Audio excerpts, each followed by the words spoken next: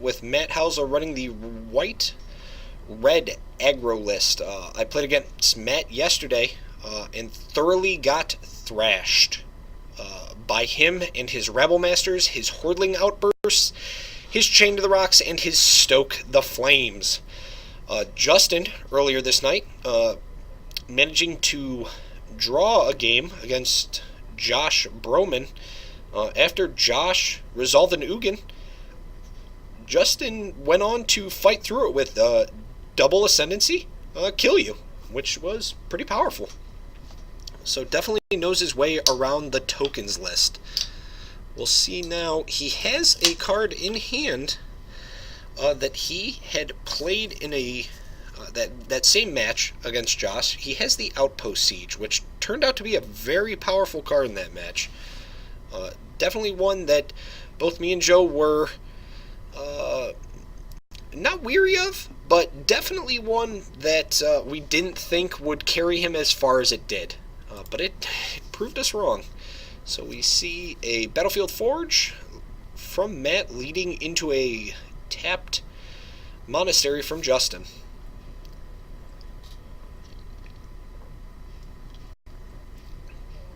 Let's take a look. Justin's going to play a Flooded Strand pass back.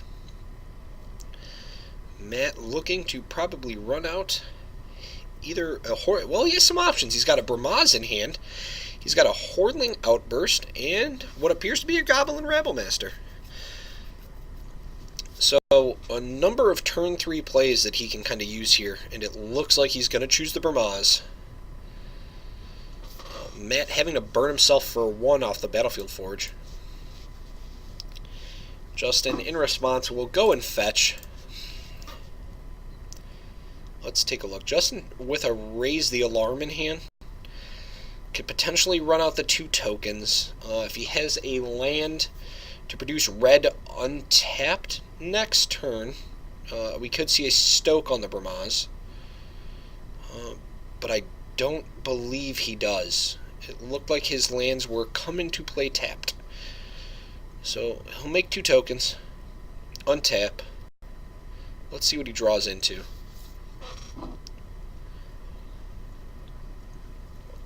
Ooh, I didn't quite see it. Oh man, just hit it. Managed to rip a Battlefield Forge off the top and pop the Bramaz. So he'll take 1 from the Battlefield Forge and then take he'll take 1 from Battlefield Forge, swing in against Hausler, drop Hausler to 17. Good top deck. Hausler drawing an additional Bramaz. Deciding this time to play the Goblin Rabblemaster. Justin with no mana untapped to prevent it, and this Rabblemaster is going to make its first token and get into the red zone. 17 all here.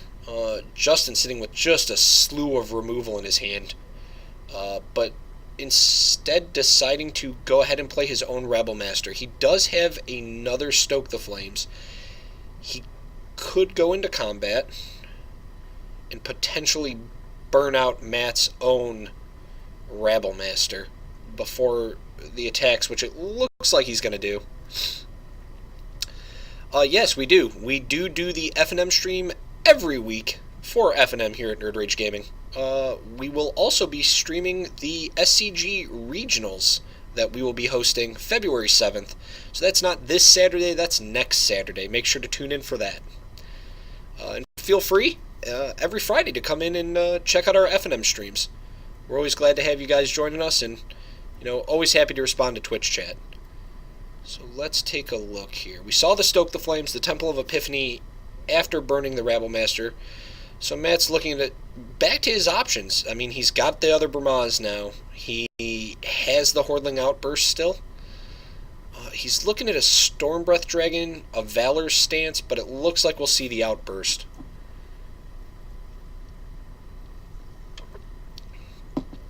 I'm not sure if he's got a Stoke in hand that he's going to try to turn on with the Goblins, or if he's just looking to produce Goblins to block. Trading with the tokens seems okay. as long as he can trade effectively and then potentially have removal for the Rabble Master itself. Justin looks like he's sitting in his own with still an additional Stoke the Flames, the Outpost Siege, and I can't quite see. Well, he's going to run the Outpost Siege out. Now, this is a card, like I said previously, that just took us by surprise. I mean, this, assuming he chose dragons, whenever a creature Justin controls dies, he may deal 1 damage to target creature or player. This single-handedly kept him in the game against Ugin. So he'll trade here and then shoot Matt's other 2 creatures. Matt will take 2 from the unblocked soldiers, drop to 15. I mean, just a super strong card, especially when you're playing these tokens lists. If your opponent wants to board wipe you, or even tries to 2-for-1 you with an arc lightning, you're still essentially redirecting 3 damage to your opponent, or potentially a planeswalker they control.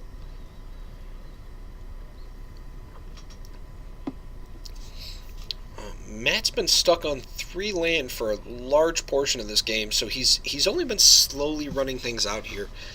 He has a lightning strike in hand, and I'm wondering if this isn't just the time to lightning strike the Rabble Master on your own turn. You could potentially do it on the beginning of combat, but he's going to choose to burn himself to play a Hordling Outburst again. So once again, setting up his board just to 1-for-1 Justin's tokens, which doesn't seem good with the Outpost Siege. I mean, you're taking a bolt every time you're trading with 3 creatures. Justin going to look to cast his own Hordling Outburst. Yep, decides to get those in. Move to combat, I'd assume. Make an additional token. He still has the 1 Stoke in hand. So we could see a Stoke here. To fire, that's 3. So he's just coming in with the tokens, no Stoke yet. Do you want to block, Matt? I feel like you're just falling further and further behind. You're essentially using a Hordling Outburst to deal yourself 3 damage while also losing board state. So you might as well not block, and then allow yourself to keep some sort of aggression on board. The Outpost Siege just makes it super hard for Matt to gain any sort of ground with his own tokens. Gonna rummage through the hand. He drew another Hordling Outburst, which now says I'll spend 3 mana to deal 3 damage to myself, as he is going to have a very hard time playing around with attacks and blocks. I mean, what can you do? You're going to trade with your opponent's creature and still take a damage? I mean, it seems so bad. The value's not there. He's had the Lightning Strike for a while, and I just wonder if Lightning Striking the Rabble Master at this point, I almost wish he wouldn't have cast the Outburst on the prior turn, because he could have hit the Rabble Master with the Lightning Strike, prevented a Goblin. Justin probably would have played into his still line of Hordling Outbursts. And here Matt goes again. I'm going to burn myself to play the Hordling Outburst, which will probably eventually burn me.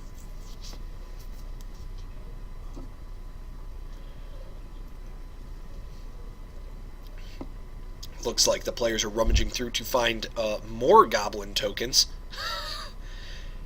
as these tokens are quickly going out of style. Goblin tokens are in high demand these days, as Rabble Master is consistently making them and throwing them at opponents. Justin will go to draw. Let's see what he picks up. Found another Goblin. looks like he's going to go to attacks, and I mean, where's the fear of beating all out here? If Matt doesn't block, he's looking at 4, 5, 6, 7 damage. 8, 9, 10, 11 from the Stoke in Justin's hand. Drops him to 1. On the backswing, I don't even think Justin needs to be afraid of anything. Because Matt has the potential to push out 9 damage? Oh boy. So he's blocking everything. So I will 6 myself, and then yeah, it'll be 7 in total. Oh, I'm sorry. Wow. And that's it. Matt's just gonna scoop it up. Game 1 will go to Justin. The Outpost Siege is just not a card Matt is, I think, ready to play against. It's very hard for his deck to kind of maneuver around that. The trades aren't profitable. He can't push his tokens through like he'd like. It's just not there for him. Let's move on to sideboards as we're talking. Thank you all for tuning in tonight, by the way. Let's see. So Justin and his Jeskai tokens. We've went over this sideboard before, so I'll just briefly recap so we can get to Matt's. 1 Anger of the Gods, 2 Negates, 1 Dig Through Time, 2 Erase, 1 Elspeth Sun's Champion, 2 Disdainful Strokes, 2 End Hostilities, 2 Glare of Heresy, 1 Outpost Siege. I think it's pretty safe to say for all of us, we'll probably see the Negates. We will probably see the additional Outpost Siege. In Anger of the Gods, I'm probably not playing in this. Erase, I'm not bringing in. End Hostilities, potentially. But even then, I might bring in the Elspeth Sun's Champion just to protect myself for a later game. But let's talk about Matt's sideboard. So Matt, playing the red-white aggro list, has 1 Peak Eruption, 2 Sarkin, 2 Wild Slash, 2 Arc Lightning, 2 Glare of Heresy, 3 Erase, and 3 Hushwing Griff. So you can probably bet a whole bunch of gem counters that Matt will be bringing in the Erase, bringing in the Glare of Heresy, and I'd assume bringing in the Arc Lightning. The Peak Eruption I don't think I'm too worried about if I'm Matt this game, because I don't think my opponent is playing Chain to the Rocks, and I'm not really worried about keeping him off of a singular mountain. The Dragon Speaker it's kind of interesting. I would hope to end the game quicker if I could.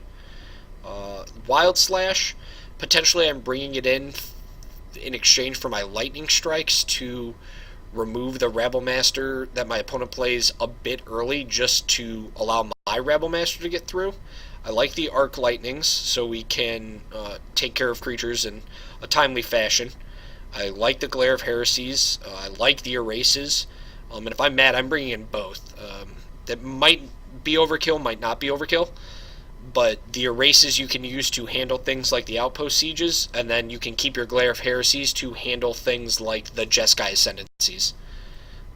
Hushwing Griff, probably not. I get it. I get what you're using it for and what decks you want to play it against, and this is just not the deck. If you guys have opinions on what you think Matt should bring in, I'd love to hear them. The sideboard is pretty standard for a deck like this. I just think he's bringing in probably 4, 5, 6, bringing in about 9 cards, which really don't interrupt his curve that much either. So he should be on a pretty good plan here. And as we saw from Justin, and he's also got a different sideboard, not really tuned to handle some of these aggressive decks, but his main deck and that Outpost Siege definitely carried him through a large portion of the game. Game 2 will be underway with Matt on the play as Justin finishes shuffling up here.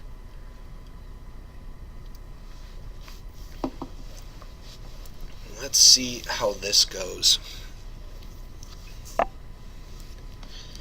Stellar night of Magic so far. Remember to check out highlights tomorrow. Will be both up on Twitch and up on our YouTube channel. Rounds 1 and 2 were phenomenal. great games of Magic. Really, in all honesty, they showed kind of the power of some of the new Fate Reforged cards. So if you're interested in Manifest, if you're kind of just maybe getting back into it, not really sure on the power of that mechanic, I would suggest go checking out round one when the highlights are up tomorrow, because it's nuts. Whisperwood Elemental is bonkers. That card was insane. So let's get into this though. So we see the lead off. Nothing really happening until turn 3 is really when these decks both kick off, which makes me wonder if Matt couldn't benefit from maybe playing main deck Monastery Swift Spears. I believe his deck does run Seeker of the Way, but I'm not entirely sure. We do see Justin, though, play his turn 2 Seeker of the Way. So if you're Matt, you have a few options. You drew a Mountain, has a Stoke in hand. I believe he's got a Goblin Rabblemaster of his own and potentially a Hordling Outburst. So we see Plains, we see Rabblemaster, we see Stoke. Looks like he's going to choose the Hordling Outburst. I'm okay with this. He can invite Justin to attack here and use some spells to try and pump the Seeker. Next turn, what does he have options for? He plays his Plains, has options for Stoke and his own Rabblemaster.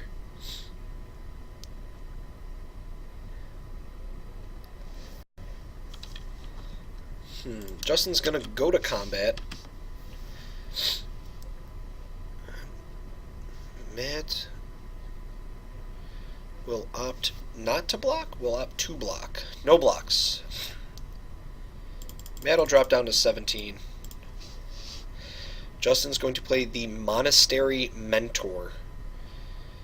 A new card from Fate Reforged. Has prowess whenever you cast a spell. Instant or sorcery, you get a 1/1 monk token with prowess as well. So this will be interesting to see how Justin wants to lead this off. I think if you're Matt, just removing this creature while Justin has no mana up is really the way to go. We see that Justin has quite a number of removal spells in his hand.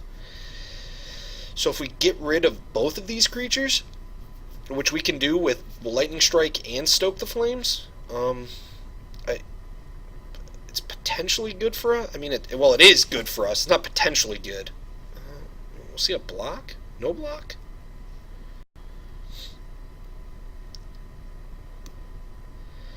So you have access to a lot here.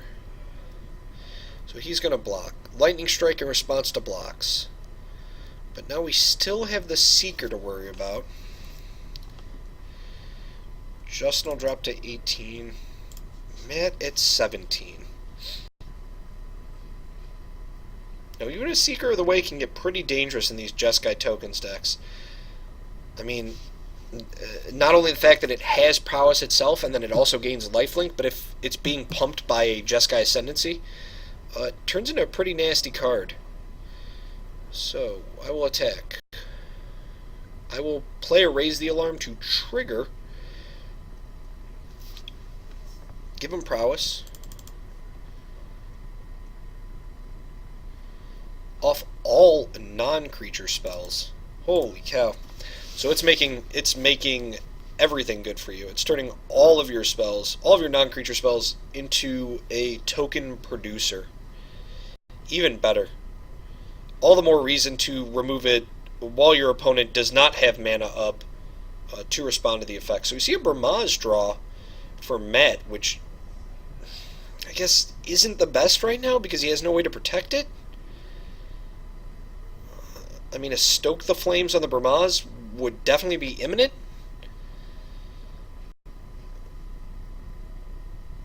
So I'm just wondering what the attacks are. How long are we going to let this Seeker live and keep our opponent above 20 is the other question. I kind of like the plan against the token decks. If I have the removal, I like to just remove their board. If they in turn then try to just remove my tokens, at least they're removing the tokens and they don't have the removal then for my Burmaz or for my Rabblemaster that I play. It's definitely a hard workaround though. I can't say if I'm playing the red-white aggro list that I'm a huge fan of my opponent having a creature with lifelink on board. You know, granted, Justin needs to have relevant spells to turn that creature's lifelink on, but that's essentially all his deck is. So Matt's going to kind of think it over. And what do we have? So I'm going to run out a Rabblemaster. Wild Slash seems strong.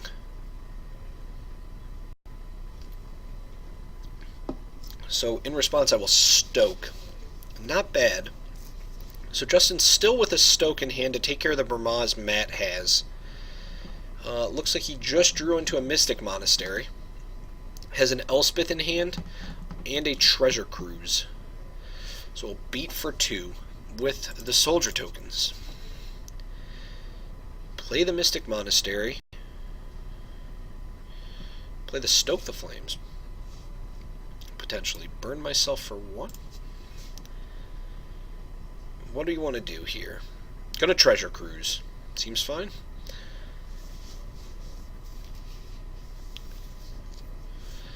Matt's doing some double checking on the cards Justin just exiled.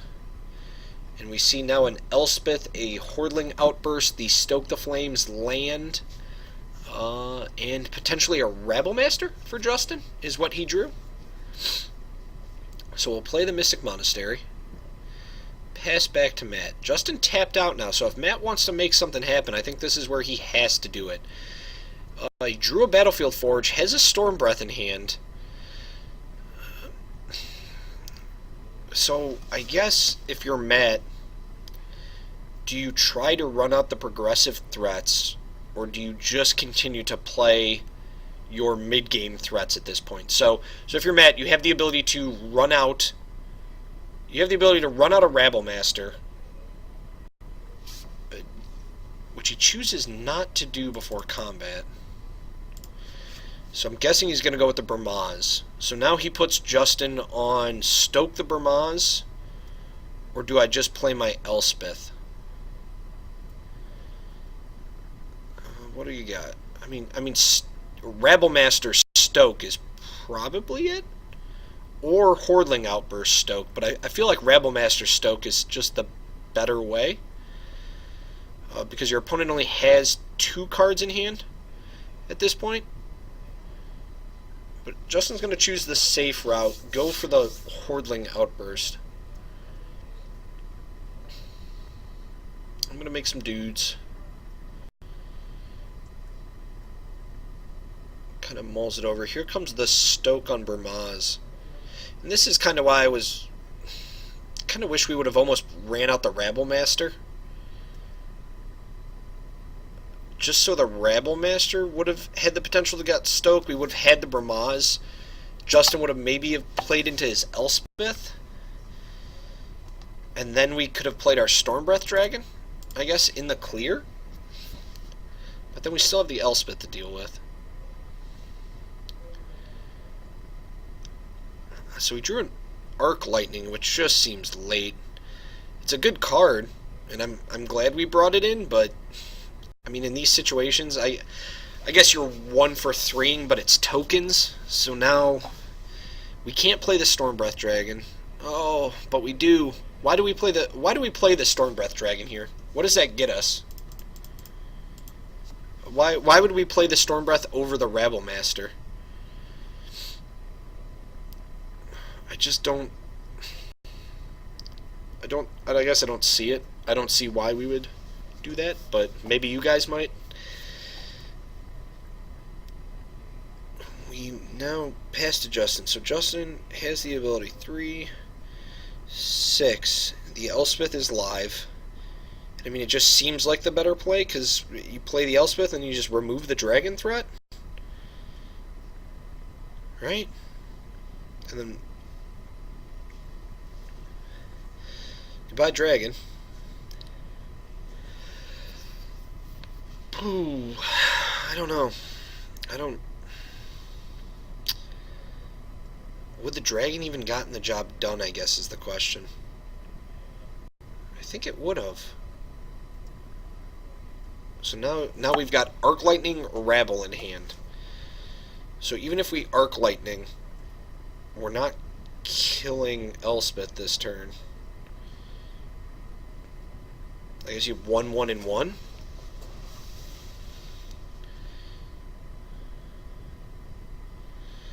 So that's, oh no, that's okay. Yeah, you're right, because Elspeth is down. So yes, we can do that. Okay, and now we have a Rabble Master on board. But this puts us in a situation too.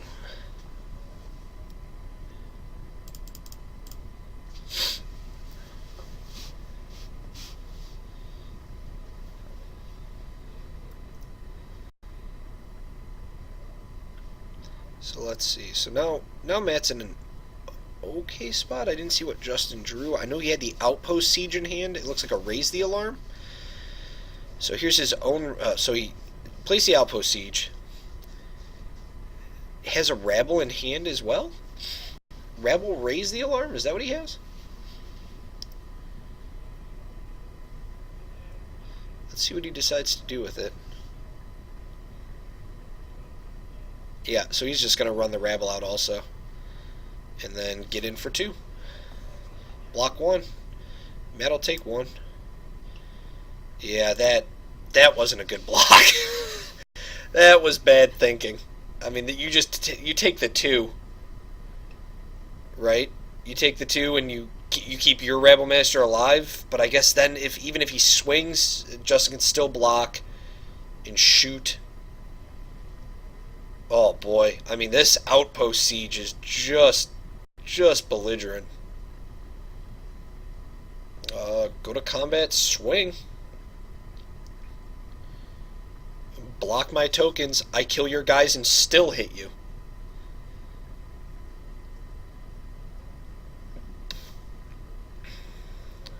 He's going to tap, swing with the Rabble Master as well. Double block the Rabble Master. Quad block the Rabble? What? No, split. There you go.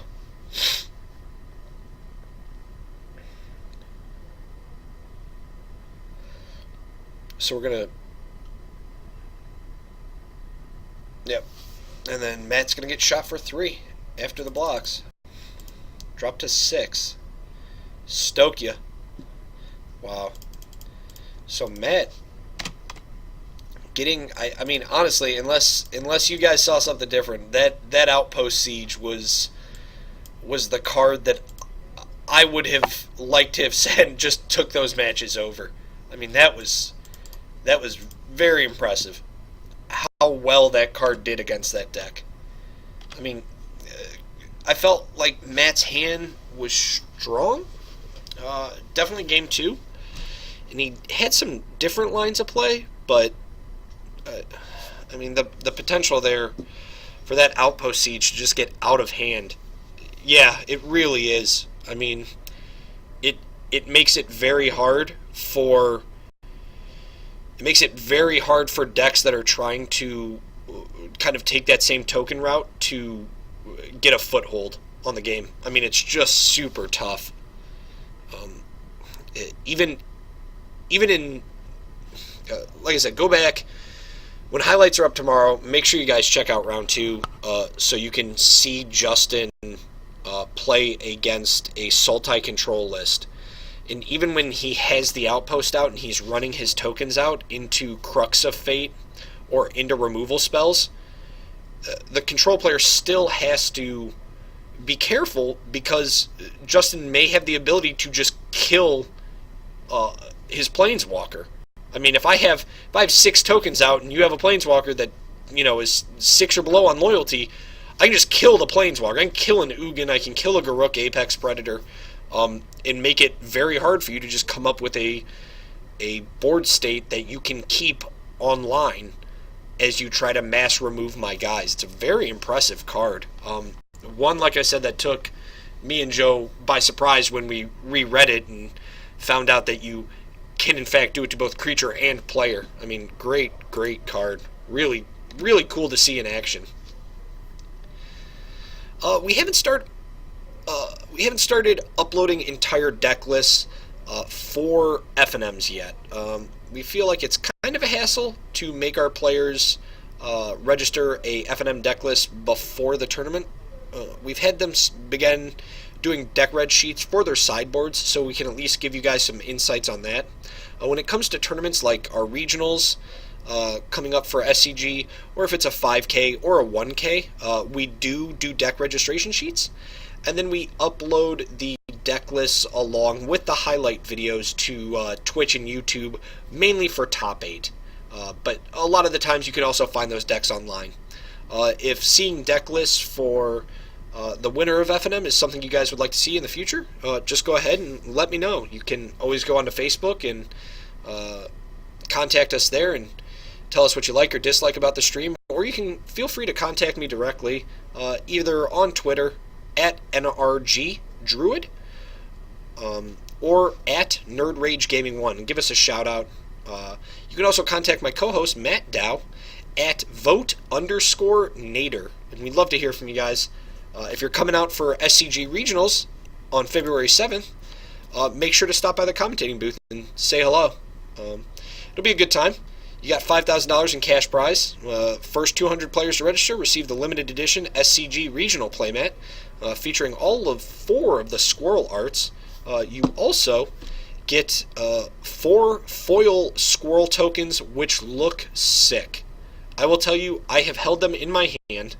I have seen foil Force of Squirrel and Squirrel Storm, and the tokens are nutty. They, no pun intended, they are awesome looking.